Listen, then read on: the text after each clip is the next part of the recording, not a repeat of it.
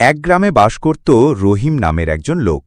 সে খুবই অলস ছিল, জীবনে কোনো কাজকর্ম করত না। সকালের সূর্য ডুবে যেত, তবুও সে ঘুম থেকে উঠত না। পাড়া প্রতিবেশীরা তাকে উপহাস করত, বলত, রহিম, অলসতা ছেড়ে কিছু একটা করো। কিন্তু রহিম বলত, আরে ভাই, জীবনের কি বা হবে এত কষ্ট করে? খাই দাই ঘুমাই, এতেই তো শাস্তি।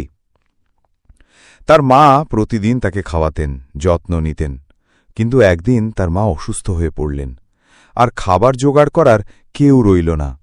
রহিম তখন বুঝতে পারল অলসতা তার জীবনে কত বড় অভিশাপ হয়ে দাঁড়িয়েছে। পেটের টানে একদিন মাঠে গেল কাজ খুঁজতে, কিন্তু কোনো কাজেই সে ঠিকভাবে পারছিল না। সবাই তাকে ফিরিয়ে দিচ্ছিল। অবশেষে এক বৃদ্ধ কৃষক তাকে বলল, তুমি যদি প্রতিদিন আমার সাথে কাজ করো, আমি তোমাকে কাজ শেখাব। রহিম রাজি হল।